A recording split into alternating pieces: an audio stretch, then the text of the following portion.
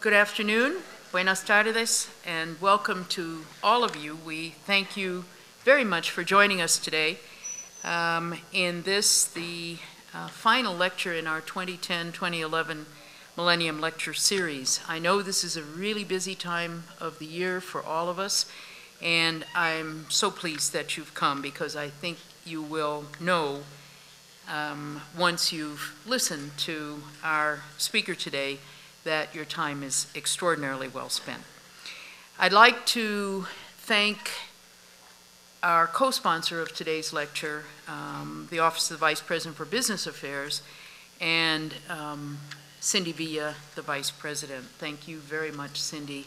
I don't know where you are, but congratulations on all the good work you're doing right now on appropriations and budgeting, and thank you for co-sponsoring the lecture. The theme of this year's lecture series is issues in U.S. public higher education. We've invited distinguished speakers to share with us their perspectives on such issues as closing educational achievement gaps across demographic groups, preparing a competitive 21st century workforce, serving as a catalyst for regional economic development, and developing more sustainable funding models. With us today is D. Bruce Johnstone, Distinguished Service Professor Emeritus. That's a long title. Distinguished Service Professor Emeritus of Higher Education and Comparative Education at the State University of New York at Buffalo. Dr. Johnstone directs the International Comparative Higher Education Finance and Accessibility Project, which examines the worldwide shift of higher education costs from government and taxpayers to parents and students. The project is the principal source of descriptive and theoretical research about tuition, financial assistance, and student loan policies worldwide. It also has sponsored or co-sponsored international conferences on higher education financing. Dr. Johnstone has lectured and consulted in some 30 countries in the past decade, to include France, Spain, Egypt, and Morocco. His recent books include Financing Higher Education Worldwide, Who Pays, Who Should Pay, and Higher Education in a Global Society. Before his professorship at the University of Buffalo, Dr. Johnstone spent 25 years as an academic administrator. His jobs included Vice President for Administration at the University of Pennsylvania, President of the State University College of Buffalo, and Chancellor of the State University of New York, a system that consisted at that time of 64 campuses and more than 400,000 students. Dr. Johnstone earned a bachelor's degree in economics and a master's in teaching from Harvard University and a Ph.D. in education from the University of Minnesota. He is a Buffalo resident and has several honorary doctorates. Please join me in extending a warm UTEP welcome to Bruce Johnstone.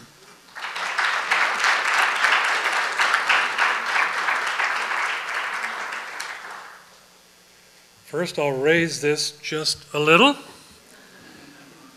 Thank you very much, Diana, for a nice introduction. And thanks and greetings to the many new friends that I've made since I got here. Thanks to my old friend, your former provost, Richard Jarvis, who was a colleague and friend at SUNY for many years. It really is an honor to be here. I've known something about and known personally several of the speakers you've had in this Millennium Lecture Series, and just the fact that tucked away here in far western Texas is a 100th anniversary. We in New York State University of New York, just a couple years ago, celebrated our 60th. So we feel like very much the new kid on the block. I will address my comments, worldwide dilemmas. There's something a little, I guess, pretentious about that, worldwide dilemmas, but I think there are certainly common themes to higher education's dilemmas, and I hope to make some of these themes clear as they are elsewhere. It's some respects just interesting in itself. I think it's also partly instructive. Very quickly, Dan did a nice job of introducing me. I emphasize the emeritus. My wife, Gail, who is in the audience, says that you didn't retire 4.5, almost 5 years ago. You just went off the payroll. But I now have this absolutely ideal academic job because I can go into my office, I can fool around with email. I don't take any new students. In fact, I finished my last Ph.D., an Egyptian student, a year ago at 25 when I went off the payroll. Got them all finished. I don't teach new courses. I love to lecture, as maybe some of you can tell. I like to hear myself talk about this issue, but I don't have to teach courses, and I don't go to meetings. So it's sort of the ideal academic job. Again, higher education, economics, finance, and governance. International Comparative Higher Education Finance and Accessibility Project was about a 10-year Ford Foundation sponsored examination of this worldwide shift of higher education cost and the efforts made to maintain accessibility. And then there is my long time, I guess, management baggage. In the past year, I was in Egypt with the World Bank. I was in Oslo, Norway, with a group of researchers called the Consortium for Higher Education Research, a largely European group. I did some teaching, a workshop last summer in Tunis for African university presidents. Did something in UNESCO, Paris. That was a hardship trip. I have long had an association in Hiroshima, Japan, University of Hiroshima, which has one of the significant higher education research entities in Japan. Did lecturing last November, I guess it was, in Wuhan, China. Marseille, France was this year. The Marseille is a center for examining higher education and human service delivery in the MENA, Mideast North Africa region, which has been fascinating me. I just got back with my wife from lecturing in Istanbul and Ankara. I know it sounds like I'm place dropping, and I guess I am, but this is the sort of stuff that I've been privileged to be able to do. I want to start with, quickly, going through what I think are 10 complaints, problems. Some, I think, valid complaints or partially valid. Some, I think, partially or largely unfair, but they're on people's minds. They're particularly on the minds of politicians and business and civic leaders, both here, and they'll be familiar to you, but all around the world. And then I want to talk about what I'm going to call, maybe a bit, again, pretentiously, as 10 kind of truths. Some are awkward truths of higher education, and I will get then to what I'm listing as these 4 essential dilemmas of higher education. The first of these complaints is that higher education is said to be insufficiently productive and cost effective. We hear that a lot. Some truth, I think. A lot, I think, in error. I think one of the problems in higher education is that we always can get a little cheaper. All you have to do is to stuff a few more students in a classroom, have 1 or 2 of your faculty, or 3 or 4 of your faculty, teach another course in the course of a year, and presto, we are more efficient. It's the danger of this examination on the margin. I think in part we look inefficient to outsiders because we're not like business. We don't pretend to be like business. Thank God we're not like business.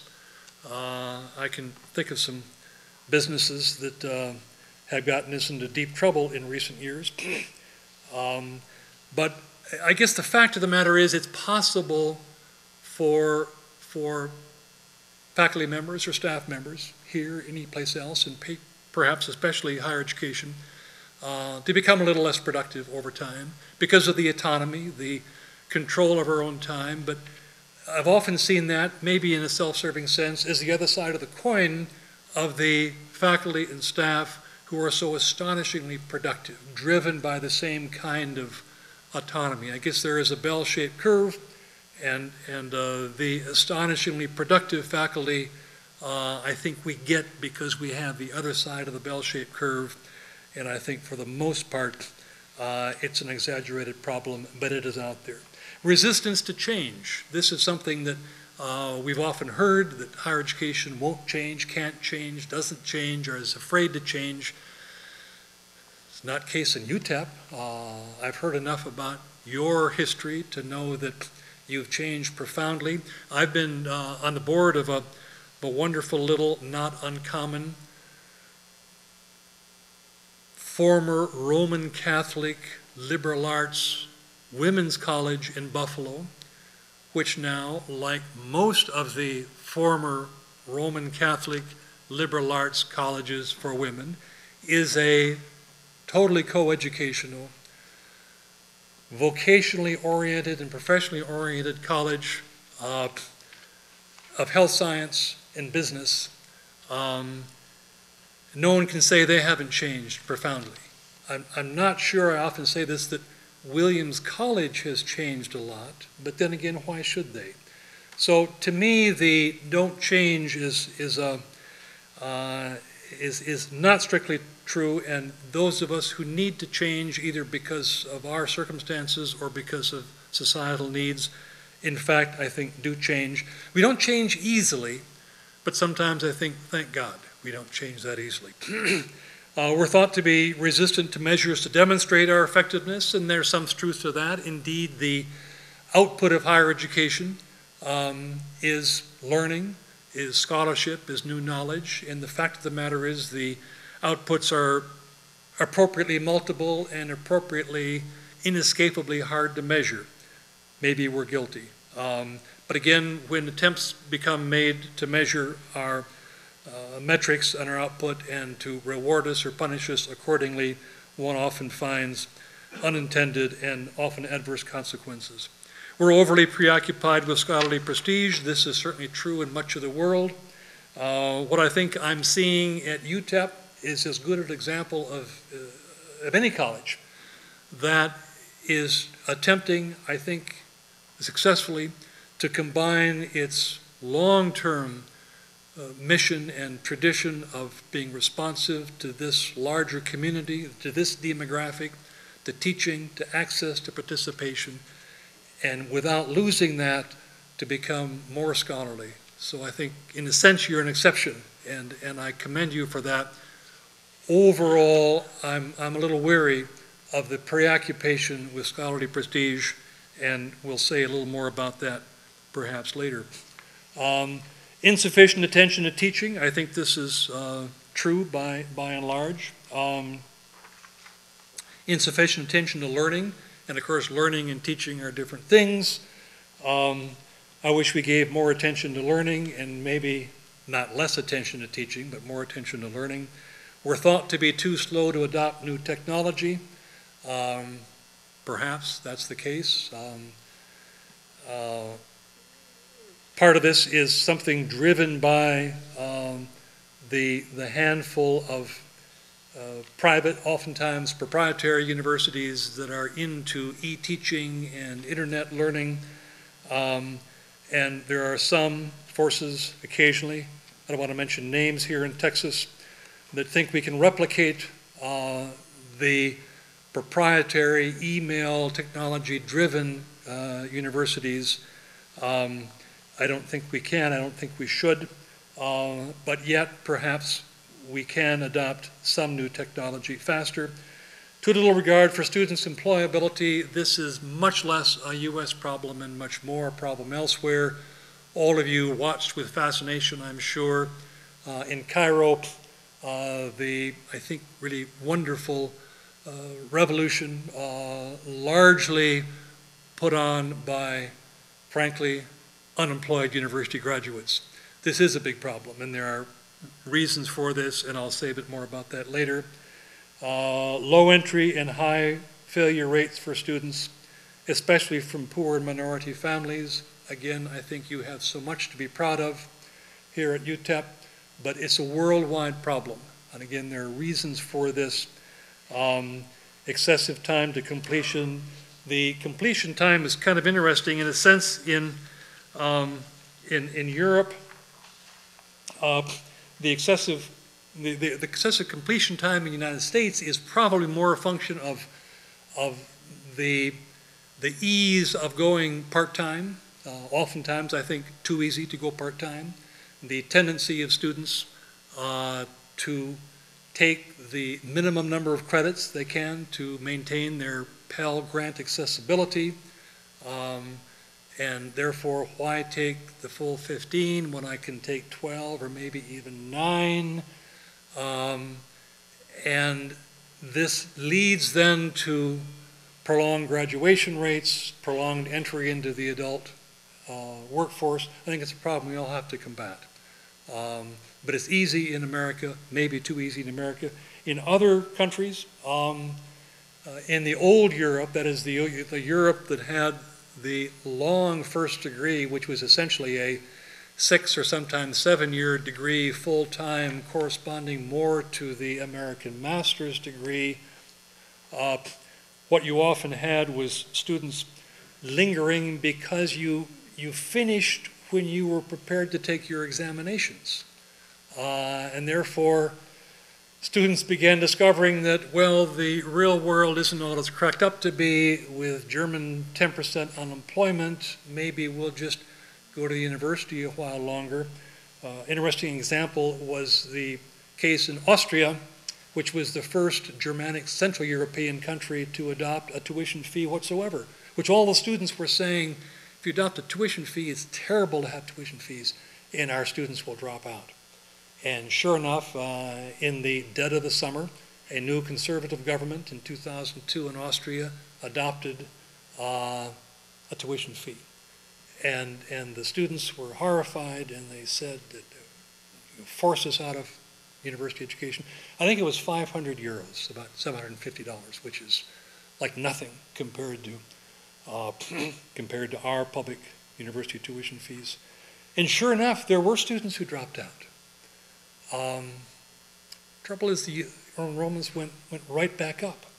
Who dropped out? Well, it turns out the students who dropped out were the students who had been around for 7, 8, 9, 10 years, were enjoying the fact that you can continue to register as a student and not take courses and take your examinations when you choose to, but they had long since ceased to become active students.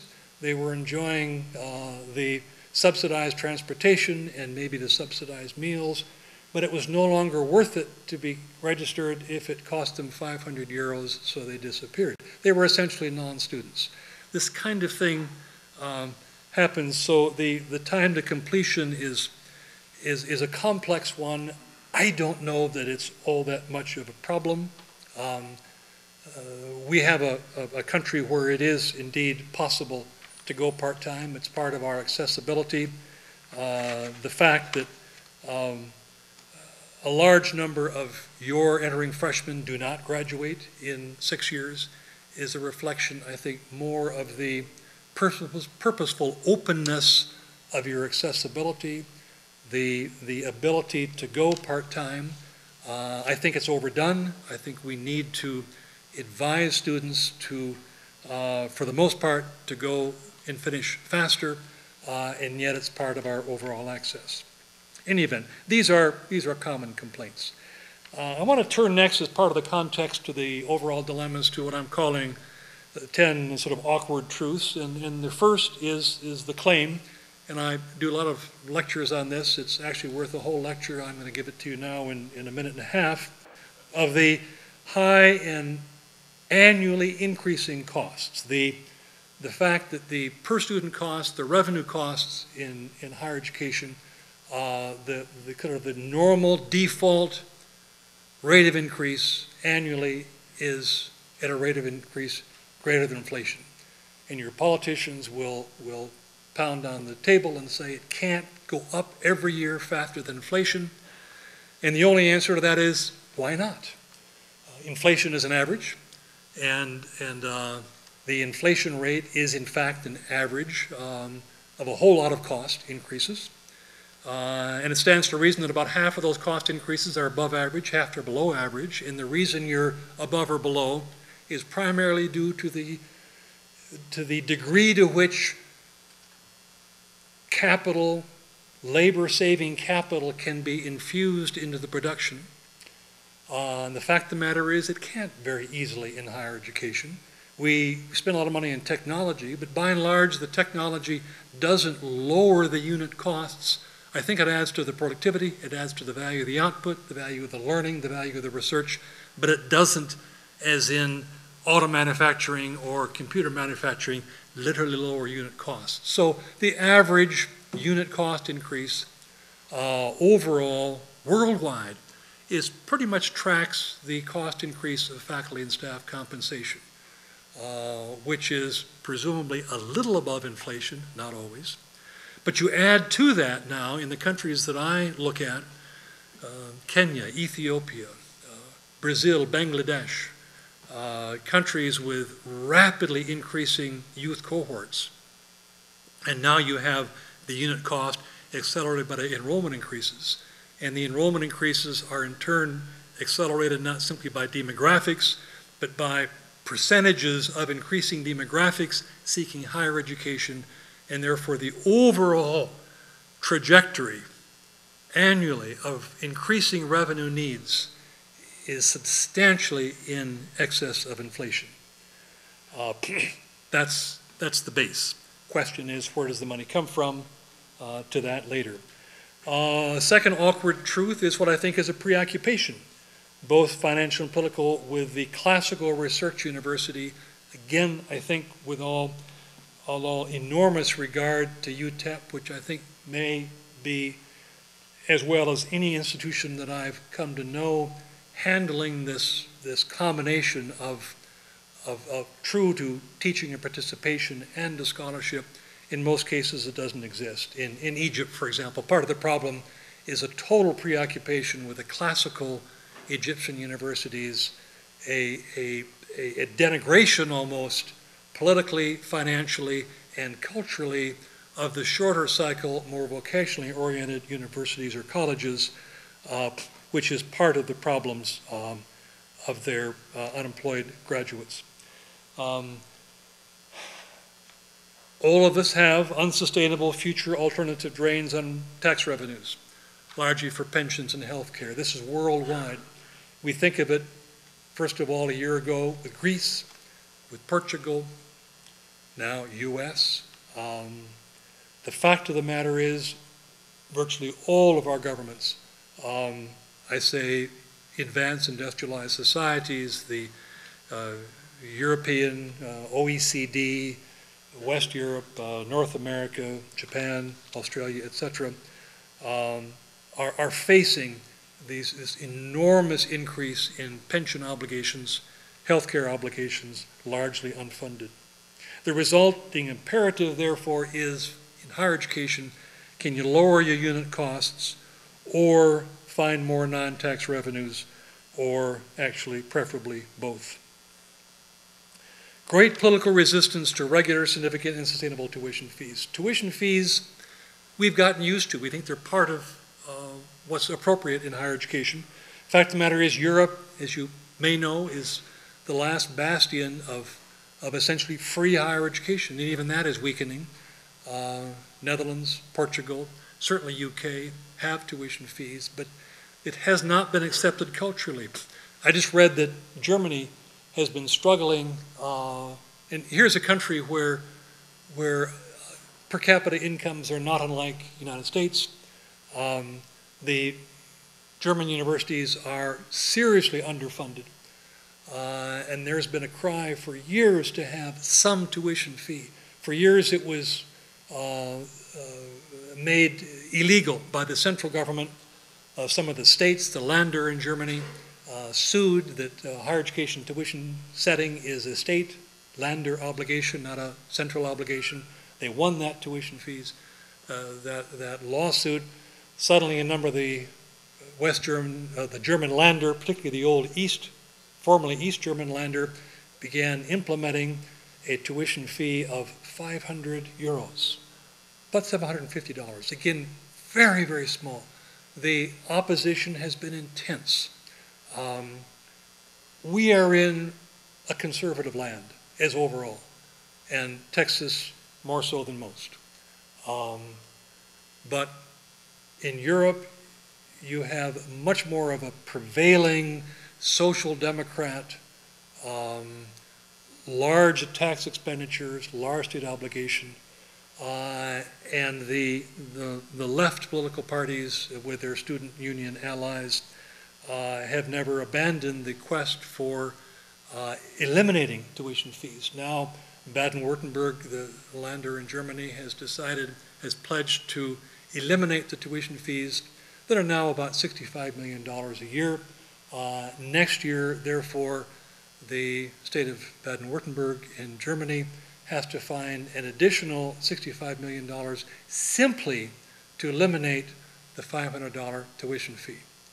The problem I have with that, of course, is it's a large public tax-borne expenditure that will not, by definition, enhance access. It's simply like a transfer payment to students and or parents who I'm sure will like it, but it will not alter their behavior.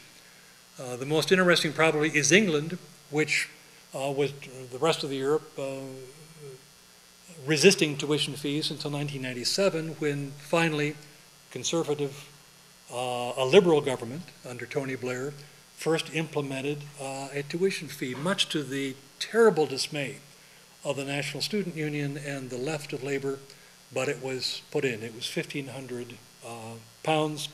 It has risen today to just over £3,000, which is about $6,000 or $7,000. When they raised it to £3,000, the reason they were able to do it is that they abolished what they called upfront tuition fees. Now, upfront tuition fees are fees that largely parents pay, but these were means-tested tuition fees. In other words, poor families did not have to pay them. Only upper middle class parents were obligated to pay what we would have to think is a reasonably modest tuition fee. Now they're abolished. They aren't really abolished, they're replaced by deferred fees, which students pay. So who is the winner and who's the loser?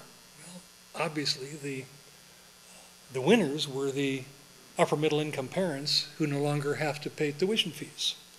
The losers are principally the students of low-income families who formerly did not have to pay any tuition fees and now who do, albeit they're deferred in the form of loans. This is part of the kind of the games, the politics of tuition fees throughout the world, and I simply reiterate these to emphasize this worldwide political resistance. One more story. The former communist countries, the Soviet Union and the 15 republics, Russia plus 14 others that emerged from the Soviet Union, East and Central Europe, by and large had constitutional rights of free higher education. They also had no money. Nowadays, Russia still has free higher education. At the same time, about half of the revenue in Russian universities comes from tuition fees. Some of you have heard me tell the story before. How, you might ask, do they manage that? Well, higher education is free to regular students, and they define a regular student as a student who passes an entrance examination at a high enough score to yield only the number the government can afford to support. All the rest can be charged a full tuition fee, and somehow within that loophole, it is thought that the universities and the government is true to its constitutional obligation to provide free higher education. Who gets free higher education? Students who pass the rigorous entrance examination, largely who have had the benefit of all the cultural capital from professional college-educated families, those who have had private tutors, the best secondary schools, a handful of brilliant students, maybe from the far reaches, those who come in just under that breaking point need to pay not simply a tuition fee, but a full cost tuition fee.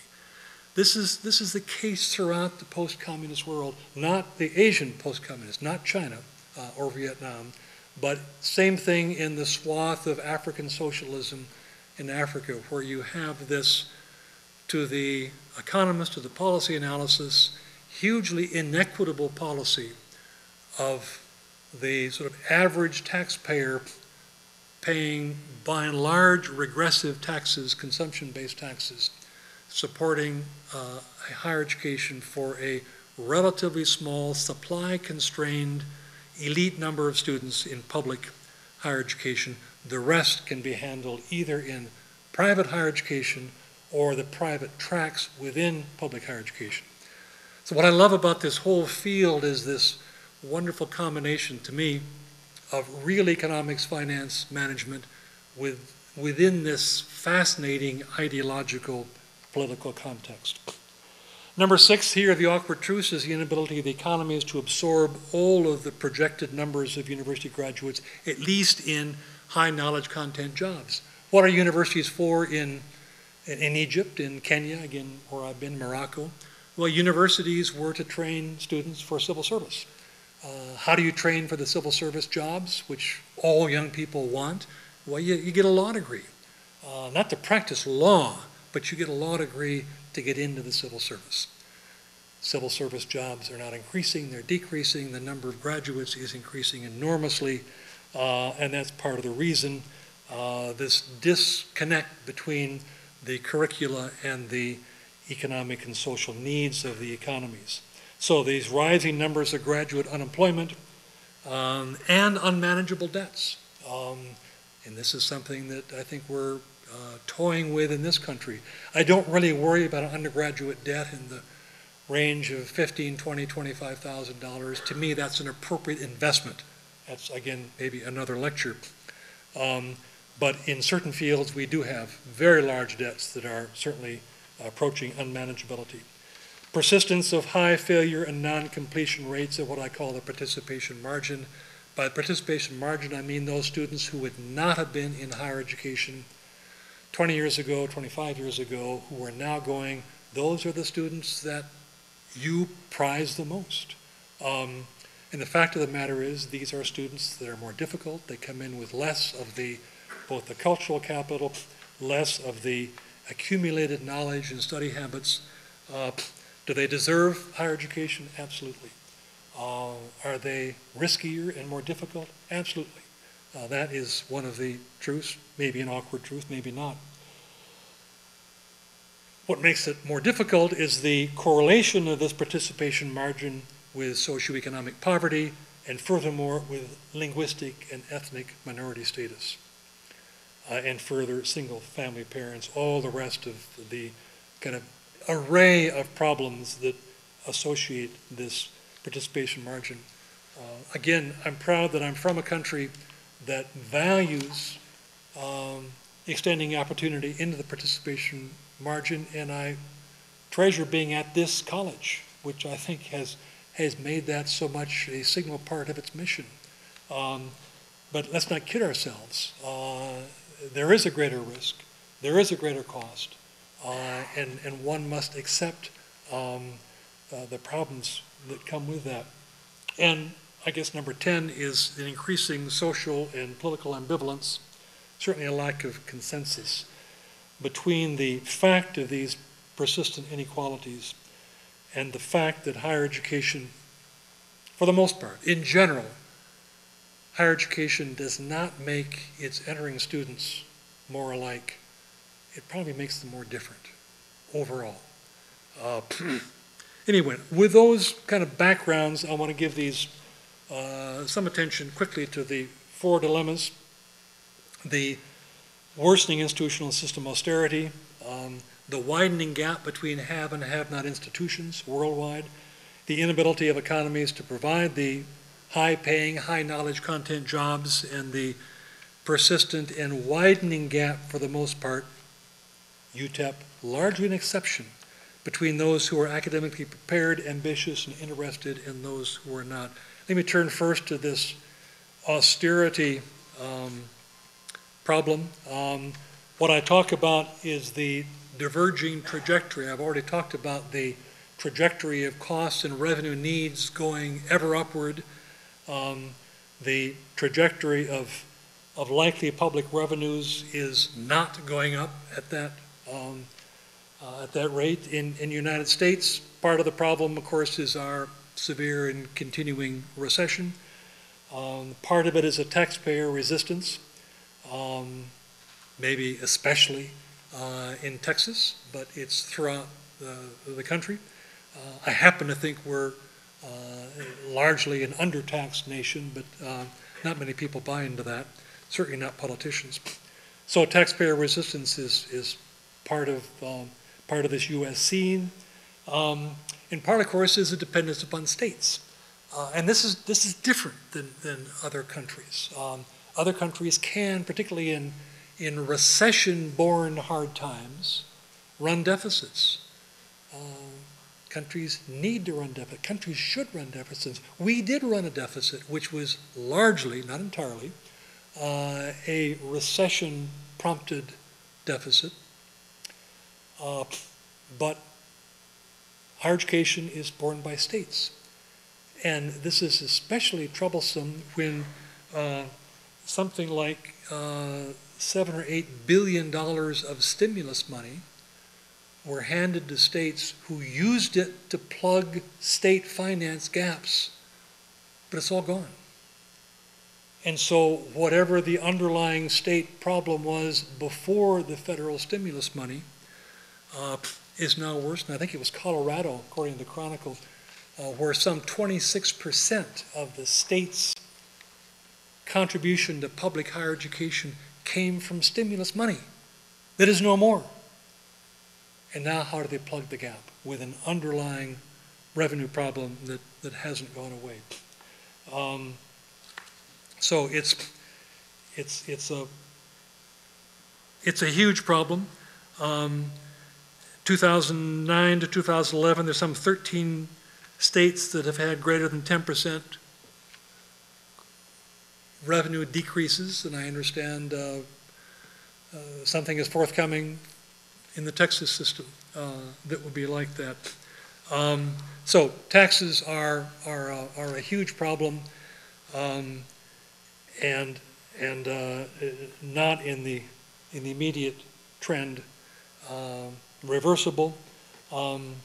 Public budgets as a whole are terribly impacted by mandatory increases and public school aid, so that public debt, school aid and such, tend to crowd out higher education. And here's higher education. Public higher education is a large part of the cuttable state budgets. And worse than that, it's a part that can be handed off to a system and say, okay, you deal with it. Sort of one line in the budget, rather than having to have governors and politicians make cuts throughout the budget. Wow, we can solve it with one line in the budget. Here's the University of Texas system budget, and here, by the way, is the Houston budget and the rest. And you wanted autonomy? You got the autonomy. You figure out how to handle this budget cut. And it always seems that we can absorb cuts better than most areas because you put a few more students in the classes, as I said before. We also have tuition in philanthropy, and by and large, if you read our press releases, and your president and I talked a bit about this, it's hard not to be proud of what you've been doing, but that very pride in what you've been doing seems to some politicians, say, I handled it in the past. Well, this hurts me more than it hurts you, but let's see if you can handle another one. Try another 10% until you're really hurting, but you aren't really hurting yet because you're kind of proud of what you're doing. So let's try some more. And so there's a special vulnerability in public higher education. The issue, I think, did I mention this? This last bullet point here is the question to me, and I can't answer it. Are these cuts that you took last year, maybe the year before, you'll take again this year, Are they real and permanent, such that you can absorb them as you have been? You've been absorbing them by cutting travel, by cutting book buying budgets, by not replacing staff and faculty who leave or retire. Attrition can always handle a few cuts. You're never in the right place, but you can handle it if it's going to come back. But if these cuts are permanent, then what? Then the obligation is to figure out how do we fundamentally lower our cost, which probably almost inevitably means higher faculty teaching loads, higher course loads, larger class sizes, fewer support staff, et cetera, et cetera. I know of no other way to cut them easily. And this is the question. Can higher education be significantly and permanently less costly? Again, cheaper staff, fewer faculty, less expensive physical plant, more productive learning. And this is, again, a whole other area that I won't go into right now, but you're starting to look at with your early admission, students that you're admitting now who have had dual enrollment in high school, community college. Maybe we can solve some of this by, in a sense, reducing enrollment as we conventionally measure it by taking advantage more of advanced placement, of dual enrollment, lowering the enrollment burden that we otherwise would have to pay for. But hey, how about a 3-year bachelor's degree? That continues to linger and be raised every once in a while. England does a 3-year bachelor's degree. Why can't we? Eliminate the redundancy. Eliminate the duplication of freshman and sophomore classes which are too similar to good high school senior classes, etc.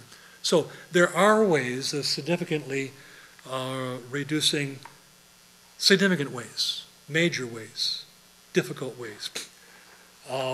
Alternatively, can we solve the gap on the revenue side? Large and continuing increases in tuition, continuing increases in philanthropy. I think the gap, to me, and I won't go into this is what I've been studying worldwide a lot, but the only way right now to think about this and not utterly despair is a series of contributions. I do think tuition has to go up. I think your tuition is low and can go up, particularly oughtn't to be frozen because other prices are going up. And I think your tuition fee is affordable, given the fact that a low tuition fee, a largely commuter campus, most of your students are on Pell Grants, many of them full-time Pell Grants, accessible to student loans. The bill, which is not trivial, can be met. The public budget also has to come forth. Philanthropy has to come forth. And increasing productivity. In some fashion, all of these things, I think, need to be the way. In the low-income countries, and I need to be very quick on this, you have a combination of desperate poverty, very costly, regressive, and escapable tax system. By this, I mean in Kenya, for example, how do you tax? You can't tax the wealthy because you don't know who the wealthy are, by and large. And their money is mainly in Switzerland anyway. You can tax property, but oftentimes property doesn't really have an established market value. You can tax retail sales, but everyone cheats on retail sales because both the buyer and the seller have a kind of an equivalent rationale to cheat. So taxes are simply difficult and expensive and largely on the margin regressive. But most of all, if you could tax more in Kenya, would the universities get it? Given the enormous unmet needs in elementary, secondary education, in HIV/AIDS, in malaria, public health, clean water, sanitation, all the rest of the baggage that is crying for additional public revenues. Furthermore, a little philanthropy, inefficiencies in higher education, all of these combine to form the problems that I've attempted to deal with in higher education, and again have produced a definitely brilliant report on reforming university finance in Kenya that, as you probably could have guessed, is going utterly nowhere because all the decisions are too politically difficult. And so we'll go on simply stuffing more students into universities with no more funding, no more room in the classrooms. If this were a Kenyan university class, we'd have a huge line of students that couldn't get in that are trying to listen and maybe take some notes. It's an enormous problem that has a solution. When you look to the middle-income country, it's the greatly increasing demand, the great need for quality higher education, and yet, as I said before, the high unemployment, the bias against the short-cycle education, the resistance to cost sharing, the resistance to anything that would lose jobs. This is part of this political, ideologically driven context in which the fundamental underlying austerity is looked at. Let me turn to the second, faster on this, the widening gap between the haves and the have-nots. The dilemma here is the preoccupation with prestige and selectivity such that the really selective colleges and universities prove their selectivity in a sense by how many students can we turn down. And that's kind of the great prize. The elite institutions are not growing. The number of students wanting in are. Enormous differences in endowments. The number of universities and colleges with billion-dollar-plus endowments. Harvard lost about $10 billion of their endowment, but they've regained it most, and they're probably back up around $30 billion or more. And just divide by 20 to get the amount of income coming in annually in perpetuity, and still managing to increase the value of the corporate base. The inequality of endowment and ability to have tuition is extreme. Does it matter much? I'm not sure it matters much. But it certainly is part of the background. It differs in Europe, where you have a kind of almost a cultural, political preference for all universities being treated the same.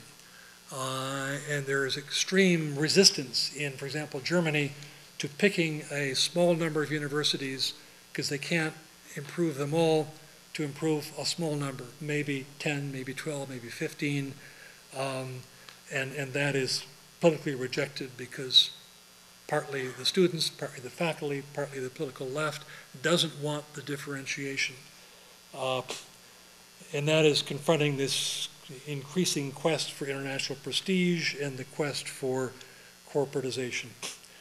Gradual unemployment and underemployment dilemma. What proportion of youth should be educated through bachelor's degree? This is a tough one. A very tough one, because we have been talked to a lot that the U.S. economy needs many more bachelor's degree educated students. And I guess I'd like to think that's true. I like bachelor's degrees. I like graduate degrees. I like Ph.D.s, in fact. But also the fact of the matter is the fastest growing jobs in America are not bachelor's degree jobs. They're associate degree jobs. And that brings up the question of do we track more students? Are we content with more students? And again, the problem that this tends to be have a socioeconomic, ethnic disparity between those who would be largely tracked into the to the associate degrees and below. So it bothers us. But this is an underlying problem. Manifestly, the country does not need vastly more science and technology. We need more, and we need better, but we don't need, the economy doesn't need. Does the society need? Does political equity, does a better society need them? Yes, that's probably true. Let me quickly go to this last dilemma, which I've already hinted at, this persistent widening gap. Certainly almost every place other than El Paso, this is a gap that's widening. And the universal goal is to reduce what I call this intergenerational transmission of wealth and privilege, and it's a very difficult. Universal fact number one is that parents want to maximize their children's life chances. Sociologists have a theory for that. They call it maximally maintained inequalities. Is it bad? Is it wicked? Is it evil? Of course not. It's natural. Does it have an unfortunate consequence? Yes, it does. It's very easy to pass on my culture, my level of education, my wife's level of education, and that head start is simply difficult to surmount, although we want to surmount it. Fact number two is that, as I say, higher education naturally, without intervention, without something to the contrary, tends to widen rather than minimize these gaps. And number three, related to this, the academic interests and ambitions are largely established in primary and middle grades. And by age 18, it's almost too late. Is it too late? No, it's not too late if you put into it what I think, again, UTEP was putting into it. But attention needs to be placed at the high school level on aspirations, on academic achievements, and if you simply wait till higher education to attempt to lower this disproportionality, it is too late. And if all you attempt to handle it with, and this is a message to the African countries, is by making your tuition free and hurting, therefore, the underlying academics, it's not going to work. One quick anecdote on, since I was been identified for many, many years with this theory, notion of cost sharing and with tuition fees, and for good or for ill was even used as background for the long ago initial UK adoption of a tuition fee. I was lecturing in China at one time, and in English, which is a wonderful fact of Chinese higher education now, the spread of English. And a young girl raised her hand, it was a graduate course, and said, "Professor Johnstone, you know, you're part of the reason why Chinese people have to pay tuition, because of your cost-sharing theories and writings." And okay, guilty, I guess. And then someone else raised the hand and said, "You're also the reason why most of us are here, and the universities have the capacity to be now 23 million students in a system that, when it was all free, was very constrained to a handful of also elite." And I was proud to hear that. But the higher education equity is part of access, is part of completion, is part of access to what? And it's all confounded, unfortunately, with the soaring income inequality, and then the conflation of income inequality with racial and ethnic bias and discrimination, which simply makes it more complicated, perhaps more interesting. Much of the world seems to be less concerned with this. I think I won't go into that other than to say in Russia, although they might acknowledge the intergenerational transmission of wealth and privilege, they by and large tend to say that as long as students can get in free if they pass the examination at a high enough rate, if they fail to pass it high enough, it's got to be their fault. So there is, I think I'm pleased about this, although I'm dismayed by our level of, an increasing level of income inequality and the persistence of ethnic and racial and linguistic bias in this country. I think there's more concern about it in this country, in England, than there is, interestingly, in the former communist world and in most of the rest of the world. That's the end of my prepared remarks. Just by one comment that comparative studies, you don't have a comparative education program per se, but I think to my students and myself, mainly more to myself, it's interesting to better understand other countries and to understand education generally by knowing what happens in other countries. But what it really helps me to understand is our own system better. And until you've come to grips with the Scandinavian, Nordic, and even UK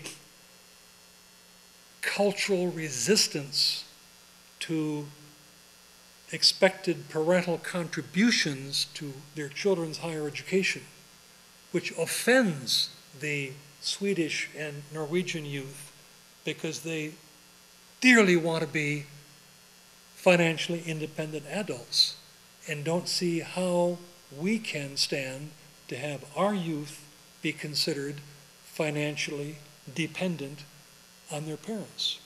Well, might be nice, but of course it's the parental contribution that provides a massive amount of financial assistance, without which we would either have hugely increased tax obligations or hugely increased student debt. So again, it's a cultural choice. Anyway, with that, I thank you for listening. It's been a great pleasure for me. You've got a lot to be proud of here at UTEP. Thank you, Diana.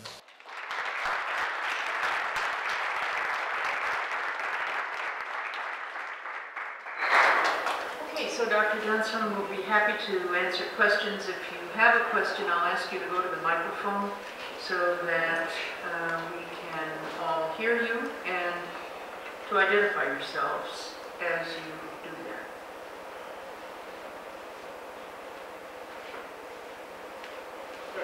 My name is Jessica, and I'm currently working towards an MBA here at UTEP. And I wanted to ask Professor Johnstone, how do you think that as a society as a whole, we can probably change our perspective and change that our culture to take on the personal responsibility of funding our own educations as opposed to depending on state and federal programs? Or if you think it's possible at all. Well, I think we'll always depend on state and federal government. Some people hear people like me, economists or policy analysts, who are in favor of an appropriate tuition fee and think, oh my gosh, he's denying the public value of higher education, saying it's all private. And I'm saying no such thing.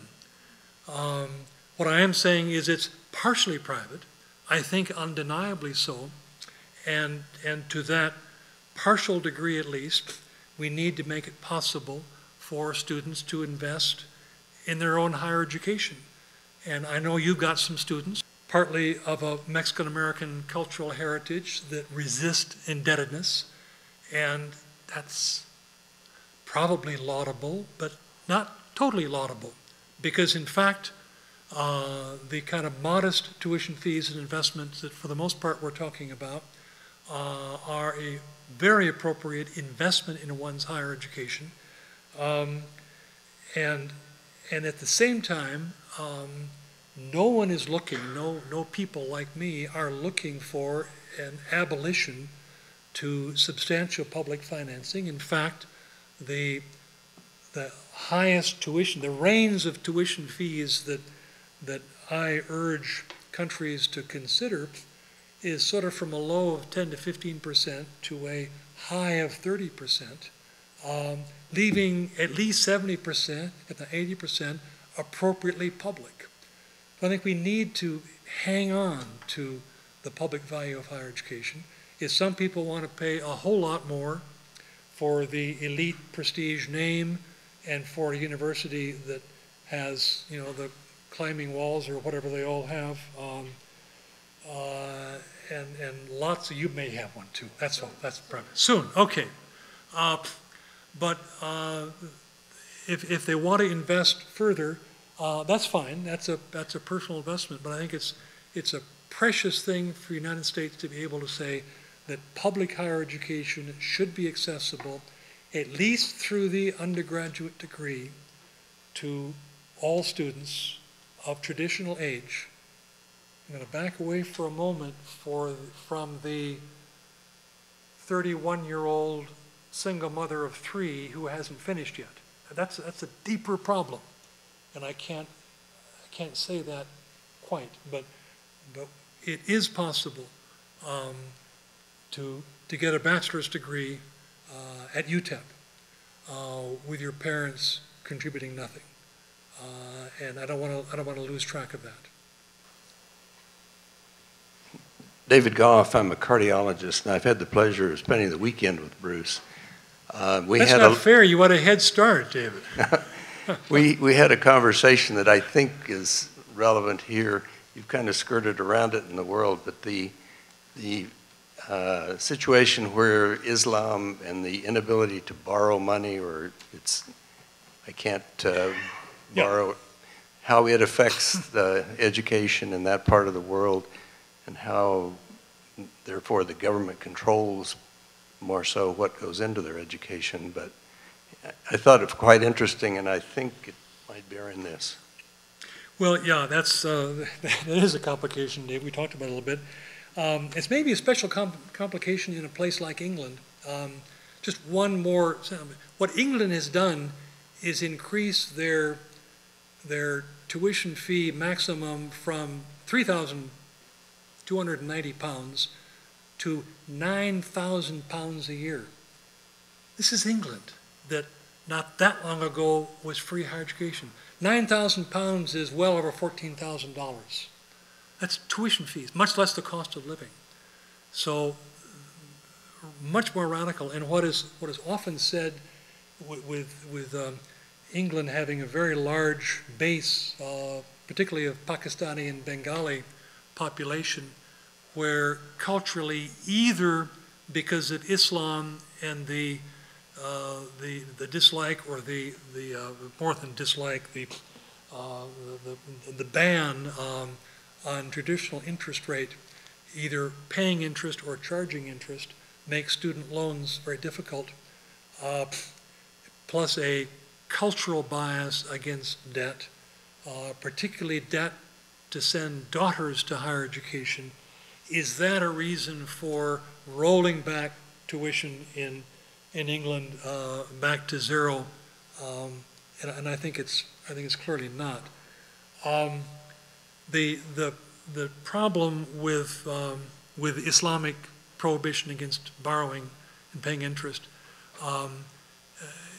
can get by with it. I mean, there's a whole world of Islamic banking, and by and large, Islamic banking, to oversimplify, substitutes the lender taking an equity position for a lender charging interest.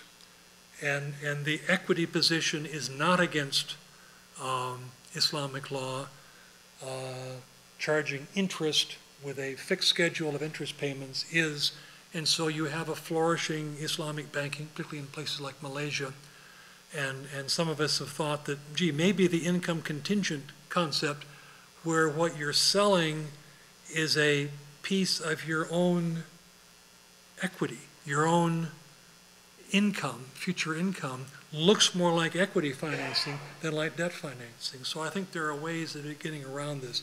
I think the sheer prohibition against interest in fundamental Islam is probably not as significant as a kind of deeper cultural dislike of borrowing and lending, particularly for daughters. But it is complicated.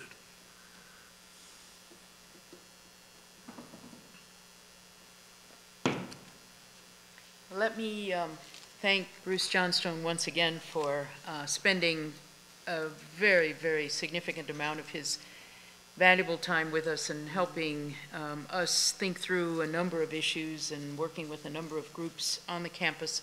And as a small token of our appreciation, we have here a memento of the university, which is the movie about us called Glory Road, which is a Disney film that was done just a few years ago about our 1966 basketball championship. And in many ways, it's a story of overcoming odds.